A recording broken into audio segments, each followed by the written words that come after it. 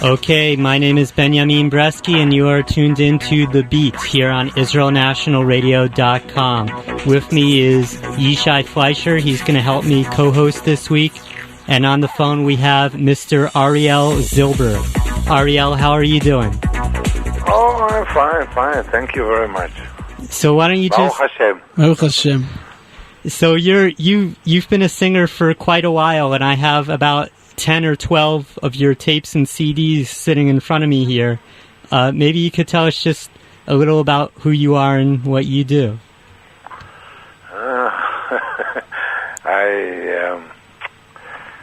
Well, as a matter of fact, what do you want me to tell you? Well, how old I am? How my hair looks like? You know, your hair looks Jewish. You have a big hair, and we're looking at tons of different albums that you did. And I guess you've really changed your music from the beginning to now. You seem to be like you were really part of the mainstream Israel music. Is that right? Yeah, that's true. Mainstream and off-stream, the same time, and the side stream. I have an album right in front of me of yours, which is, I really find it to be an excellent cover. Ben likes it as well. It's an album, and you're standing in grass, and you're half naked. Oh, right, a long time ago. Yeah, that's from 82. That's we see here at the Ruth Sheva. We have all the records. It's a real beauty. Thank you. Do you try and, I think a lot of your songs, they're like quirky, or you try and say something funny or witty in them? Look, I'm not a sad singer. I don't sing about sad things, and I'm not dramatic. I sing to people, especially to people who speak Hebrew. Yes, I'm sorry that we had this conversation. It's okay. And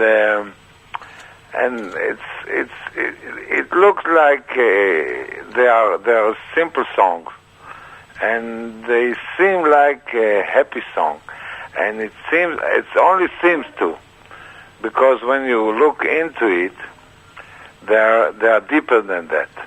You know, musicians when I meet musicians and they join me to my group, I say, Ariel, I know all your songs. It's no problem at all to play your music. But then when you start playing it, they say, oh, I didn't know. It's complicated so much. So it's simple, and it sounds simple, but it's not simple. Okay, I think we're going to let everyone listen to some of your songs. This first one I'm going to play is Tein Li Koach. I guess that was a big hit. Yeah, it's still big hit. It means give me strength, right? Who are you reaching out to this song? Who's the person you're asking to give strength? God. That's what Am Yisrael is always looking for. We're looking for a little bit of strength right now. Okay, Tein Li Koach, and then afterwards I want to play the Ozone song and the Kibbutz song and some of your other things here.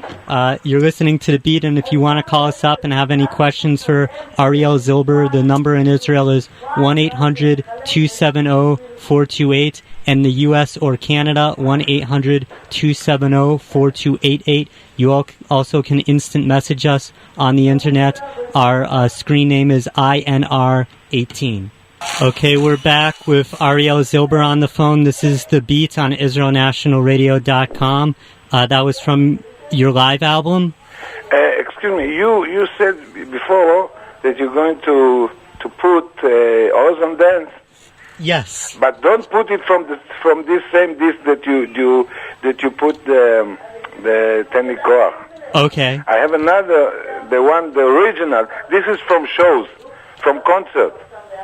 I should play the studio. I think you should play the Ozone Dance from the disc. It's called Fortnight in a Foreign City. Yes. From that album. I think we have it right here. Yeah, okay. So be careful about the numbers, because it's not what's written on the disc. So how are we supposed to know? I don't know. You tried before. Now you have this other album, Walking Alongside You. Is that your greatest hits album? What? It's called Walking Alongside You. Lalechet Imadi? Lalechet Imach. Imach, yeah. Yeah, it's there too. No, this is a collection. Is that like your greatest hits CD? No, it's songs that I never put on any other discs. It's interesting. Together from child festivals. You know, in Israel we have every year a festival for the children. Festival it's called, or festival for the kids. And these songs are most of them were in those festivals along the years. From this, walking alongside you, or you call it Lalechet Imach. There's a lot of festivals in Israel. How often do you play in Israel? How often? Because you seem to be like, unlike let's say in America, people just put out an album, and that's what they do. They sit in the studio, they make music. But you seem to be always playing in places. I'm always hearing that you're appearing here, there, everywhere. Is that something that's unique to the Israeli musician, or? It's unique. I think it's unique for the Israeli musician because you can't make a living out of records here in Israel. Right, because it's a small country. So you have to be on the road all the time. So I'm on the road all the time. It's okay. I like it. Yeah, it's not hard for your family to always be playing? No, it's, twice, 3 times a week. It's okay. Wow, that's a lot. Yeah, it's okay. That is really a lot. The artists, they make every day. Every day. Wow. That's not like it is in America, I guess. No. Maybe you could talk about how your music changed. I think your first album was maybe 1973? 1917, 1976. I was in a group called Tamouz that I had some songs there. And that was 73. Okay. And then I made, my first album was the 76, my first solo album. And, it was the first and I think it was the best. Okay. Because, poets, for example, or even writers, the best books or the best poems are their first poems, most of them, because that's what you have to say to the world. What you when you open your mouth or when you start to write, and then you become professional. Do you miss the old days as compared to the new days? No. I'm happy my days today. But really, what do you do when you get older? I mean, you have nothing to write about? Not nothing to write about, but you get more sophisticated. Okay. I'm playing with music. For example, I made a disc called Masach Hashan. It was Arabic. Yes, totally that was Arabic. So interesting to me because it's so different from the other albums. And the album I make now, it's half of it's Ethiopian. Is that what you're in the studio right now for? Yeah. And you're calling from the studio now? Yeah, I'm calling. No, my studio is downstairs. Okay. I went upstairs to talk with you. Masach Hashan means smoke screen. Yeah. And is that because it's all in Arabic, that it's not like who you really are? No. What's the idea? No, it's a state of mind. Mm-hmm. And these songs are like 8 minutes long on this Masach Hashan album. I wanted to imitate the Arabs. They have half an hour Kultum, a song. But are these lyrics in Hebrew, or are they actually? Are the words in Hebrew? Yeah, sure. Okay. Well, maybe we'll play this Masach Hashan. Masach Hashan. It's Masach Hashan. It's a big hit from this album. It's because it's how you say synthesis between Arab and the Russian music. Russian? Yeah, there are motives from Russian. Not that I'm aware of it, but it's not that I was aware of it when I wrote it. But afterward, people said, you made a wonderful synthesis. Is that what you're trying to do with this new album with Ethiopian music? The Ethiopian music, for example, there's a song that Olim Hadashim, new immigrants, they wrote it for me. They wrote it for themselves. And we collaborate on their discs. So I learned the song and I say, wow, it's a wonderful song. And I translated 4 of them. And I did it in Hebrew. So anyway, it will be synthesis because I am not Ethiopian. Okay. So I am doing it as, as I do it. Okay, we are back here on the phone with Ariel Zilber. Can you stay with us for another half an hour? Well, you ask me. You're Because asking me. Yes. Yeah, sure. Wonderful. Okay, cool. What was that little instrument we heard in that song? Like, it's kind of like a violin. Well, in the song we just played. I have violin, I have oud, I have a nai, it's flute, Arab flute. You play all those instruments? No. Because you play the trumpet and the piano. I try to play the trumpet. I'm not the trumpetist. Well, you're on the trumpet on a lot of albums, yeah? I know, but I have to about 70 or 80 takes to make it right. So I'm not a trumpet player, but for me it's okay. I like to play trumpet. Every morning I get up in the morning, I play 1.5 hour trumpet, then I study Tanya and Parashat HaShavua. What's that, like Chabad stuff? Huh? Like Chabad? Like Chabad stuff, yeah. I have a Chitat, the book Chitat? Yeah, Chumash, Tilim, Torah Tilim. Yeah, so I made the Tanya Tilim, excuse me. Huh? It's Chumash, Tanya, and Tilim. No, Chumash, Tilim, Tanya. Right. You don't really wear a yarmulke. At least I think I saw you on stage and you didn't. What? I didn't understand, sorry. You don't wear a kippah? No, I don't wear a kippah. But you study that Tanya and all that? Yeah. Okay. And I put tefillin every day, and I pray every day. 3 prayers a day if I can. A lot of your songs do have a spirituality in them. For example, this last song that we heard, it had Gam Elohim Kvar Mitchashek Lo Lazor. Even God wants to help. Yeah. That's a very positive and very spiritual outlook that I see in a lot of your songs, in different variations and throughout the different times. Yeah. What can you tell us about the connection between your spirituality and your music? Well, music is a spirituality, spiritual thing, music. What can I tell you? Well, I'm optimistic. I try to be optimistic in my music and in my song. That's so kind of one of the things that I'm most interested in your music and in yourself is that you're a mainstream Israeli musician, and yet somehow you are a positive, godly, and spiritual, and somehow not. You're part of the mainstream, and yet you're going against the trend to a certain extent. Not cynical, for example. No, I'm not cynical. I don't like cynical, and I don't like clever song. If you know what I mean, because I'm not sure I know what I mean. How do your colleagues deal with that? Well, I don't have many talks with my colleagues about it, and I don't know if anybody talk with anybody, with colleagues. They talk about how much does it cost to make a session and things like this.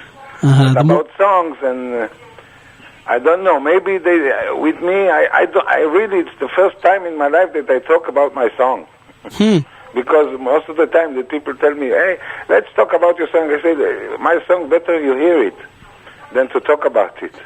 Interesting. But it's okay. When you put it on the radio, it's okay. Right, and that's what it's about. That's what the beat is about with Ben Bresky. This one guy I interviewed, we were talking about this subject, and he's about prayer, and he said, well, I pray every time I play. Is that... Yeah, it's something like this. But when you make a real prayer, it's a real prayer. When I play a song, I am not sure what I'm praying for. But I'm praying. How about this guy that is kind of in the religious world, Aaron Razel? Yeah. What's your connection with him? Well, I met him in a concert when they tried to make acquaintance between Orthodox people, Datiim, how you say? The religious people. Religious people and Chilonim. Non-religious people, non-observant. Non-religious, yeah. And I was with the non-religious, and he was with the religious. And we made shows on the and we get to know each other, and I like his song very much, and he likes my song too, and we make concerts from time to time together. Last week we had a concert together for Rosh Chodesh Adar Bet. The new month of Adar. Yeah, I think so. It was before, but it was in honor of the Rosh Chodesh, and it was fun. We enjoy very much from this concert, because he's more sophisticated than me in his playing, and because when he makes shows, when he's in concert, he's all the time me'alter. I'm sorry, but we have to break for the news, but we'll be back in about 3 minutes with more of Ariel Zilber here on The Beat, IsraelNationalRadio.com. And our guest today is Ariel Zilber. How are you doing? Still fine. I want to ask you about where you live. And I got to tell you the story. When I called the record company to set up the interview, the guy asked me, "Are you right-wing or left-wing?" And I said, I don't know. Why are you asking me such a question? And he said, well, just don't talk too much politics with Ariel Zilber, because he's ready to chain himself when the police come and all this, blah, blah, blah. So, but I do want to ask you, like, where do you live? And, Look, now I'm living in two places. Sunday, Monday, Tuesday, Wednesday, I'm living here in Matat, in the Galil, near the Hezbollah. I can see their stand there from my windows. And Thursday, Friday, and Saturday, I live in LA Sinai. It's in the Gush, near Gaza, north of Gaza. Because I'm protesting against the how you say, the expulsion. Expulsion of Israeli citizens, according to the law of the state. What? And I'm there to be with them. With the people of Gush Katif? Yeah. If this disengagement plan goes through, are you going to be one of the people that's going to be... I'm going to be there. I don't know what will be. I'm going to be there. And you know what I'm planning now? What's that? My wife tells me all the time, look, all your plans, you never talk with me about them. You just say it on the radio. And I hear it on the radio, but I think she doesn't listen to Arutz Sheva in the internet. So I'll tell her, but I am planning now to go before Purim to the Knesset with ash on my head, and sack. I don't know, sack. I don't know. That's right, sackcloth. Yeah. Huh? Sack is a sack. Yeah, sack with my, like Mordechai. Right. To sit there, as a act of mourning about the end of. In my opinion, it's the end of the state of Israel. When are you going to be there at the Knesset? I don't know. I'm planning it. I'm thinking I thought about it. It's for a matter of fact, it's the rabbi of Elei Sinai. He told me we should go there to the Knesset with sack on us and ash on our head and sit there. And I take it, literally. I think it's a good protest. I think I'm mourning. Anyway, I am mourning all the time. Did you always feel this way? I mean, going back, you got this one song about living on the kibbutz and stuff like that. And kibbutz. It's a children's song. In the kibbutz there are people. The people are nice. All of the people of Israel are nice. They're okay, but now they brainwashed something.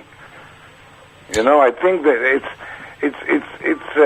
I can't understand it. How people they don't care about their own people, and they care about the children of Kosovo, the children of the people of the tsunami. You know, they make a gala, but for their own people, our own people, nobody cares. They say, hey, yeah, let them go. It's okay. Do you have any songs about these issues? Yeah, there's only one that I think. Sure, I have. I have one. So it will be on my next album. I have a 4 song about 4 songs. About like Gush Katif and all that? No, not Gush Katif. It's you know, in the old days when the Jews they were not allowed to talk politics or talk straight. They talked about fishes. So it's a song of Naomi Shemer, you know, about Karish, shark. A shark. That sardine met shark, and the sardine say hello to the shark, and the shark didn't answer, and the sardine say, okay, for peace, from you to tell me hello, I'm willing to give you this, I'm willing to give you my eyes, I'm willing to give you my tail.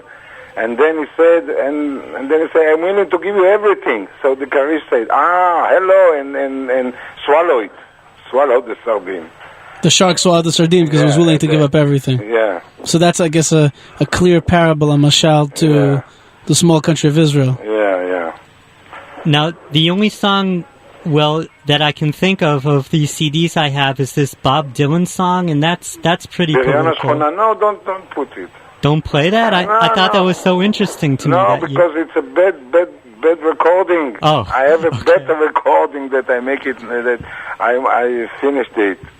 It's not a good time. Okay, we'll wait for the better recording for sure. Well, maybe we'll put this Ozone song on finally, and then we'll come back here with Ariel Zilber on the beat. Okay, we're back here with Ariel Zilber on the beat. That was called the Ozone Dance. No, it was called Shema Israel. What? And I told you to check the number before. Yeah, but I think it was a good song, don't you think, for Ruth Sheva, Shema Israel? You did tell me that the numbers were different. Yeah, that's right. And I think it made sense. So maybe it was totally Mishamayim that we played the Shema Israel song. Yeah, okay. You have any comments on that song? No. Perfect. Okay. Listen, Ariel, we're speaking, of course, with Ariel Zilber on the beat with Ben Bresky. I'm Yishai Fleisher, and we're speaking with Ariel Zilber. I wanted to ask you, do you think that your music, do you think that this time will somehow be able to inspire the non-religious youth, for example, to see what you said before, to kind of care about fellow countrymen? Is there any way to use culture to somehow move people where they seem to be very cold right now and uninspired? Look, there is a big, how do you say, mavak? Fight. No, not fight. Conflict. Conflict between religious people and non-religious people. There are many people in Israel, they don't want a Jewish state. They just don't want Jewish state. I don't know why, and I'm suspecting that there are many religious people, they don't want Jewish state. Because it will make big problems. You know, it's easier to be, under foreign government and to be Jewish. On the opposite, it's very difficult to be Jewish state with Jewish law. I'm praying every day that it will be like this, because I think the Jewish law are the best law, and I don't know why. Because it's difficult, because there are many halachot. Every 2 people they have 4 opinions in Israel about halakha this and halakha that, and halakha is very difficult. So it's I don't know. It's very, very upsetting. And still, you managed to be positive and not cynical. Sorry? You still managed to be very positive and smiling, and you have because I have faith. I have faith, and I trust in God. But you're not exactly religious yourself. No, I'm not really. I don't call myself religious. But I'm religious. Like every Jew, I think every Israeli is Jewish. There's a spirituality in the Jewish people, and we see it all the time. It used to be much clearer. I remember in the days of Eretz Yisrael Hayafa, in the days of the beautiful land of Israel, those kind of songs and that spirit. It was much clearer that every Jew had a love for the land of Israel, a spirit of the Hebrew people. Mm-hmm. Is that kind of missing today? Yeah, because it's, I don't know how to explain it. The only reason that the state of Israel exists today is because we have religious people here. The only reason.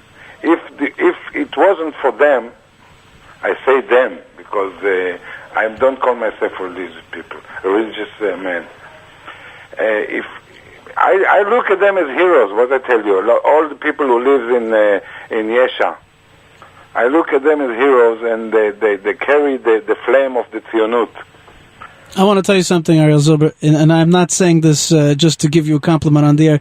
You're a hero because you're a Jew like everybody, and yet you're able to connect to these good things you see right through the smoke screen, the Masach Hashan, and you say, listen, these are good things. These are beautiful things, Judaism and tefillin, whatever. They're not so scary. It's not so threatening. I think it's us. It's the moral. When I speak with people who are non-religious, so they tell me, we believe in universal moral. I say, what is universal moral? Where did it come from? They say, look, there were Greeks and Chinese and Japanese and Indians. I say, what about Moses and the Torah? They say, it's the stories. So I don't know what to say. Why don't we get back into the music? Are there any songs that you want us to play? What about this song that you mistaken for Thousand Dance? The problem is we don't know what number it is. Try it before you play it. I have it right here, but I have to grab the CD first.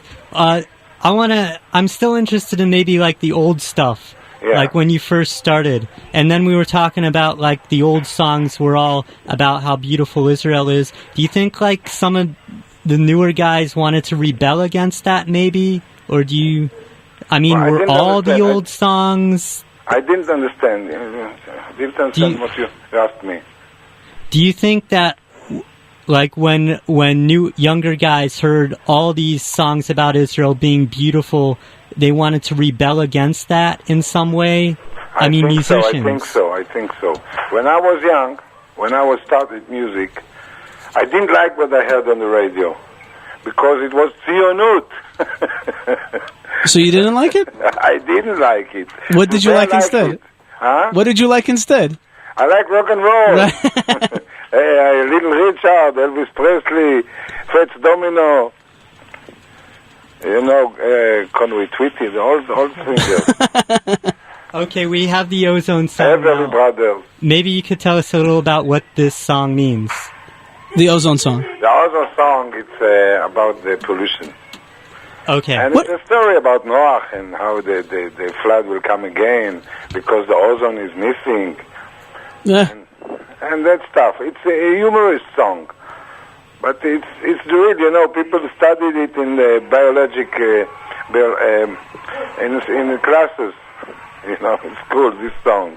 Because it's exactly the way it goes. Okay, Ariel Zilber here on the beat with the Ozone Dance. I wanted to ask you, Ariel, environmentalism here in Israel. Environmentalism, caring about cleanliness. You think that there's enough of that here in Israel? I see things a lot of times. I think only people talk about it. They do nothing about it. I see a lot of. I'm always surprised that there's rivers that are dirty and things like that. River. It's so not like us. Yeah, the river are so dirty, and since I was a child, I was crying about it. I wanted to ask you. You said the word child, and this is my last question for this evening. Are your children inspired by the things you do? Have you managed to pass along the love for Judaism, for the love of Israel, to at least your next generation? To my children, I think. But I don't think to others. I don't think so. I don't think it's everybody will have to come to his own conclusion. You know, I don't think so. I don't think that I helped. I don't know. I have to disagree with you, because at least at the concert, for the religious kids that come to these demonstrations that you play at a lot of times. So the religious, okay, they're okay. They're religious from the beginning. Right. But it's not a question of songs. It's a question of education. I'm part of the education, but there is a singer called Eti Anker. Yes, she's old a and wonderful famous. singer, and she made many songs about religious and God and things. And the moment she made such songs, they tell her on the radio, no, we don't want to put it on the radio because you're chozer b'tshuva. Uh-huh.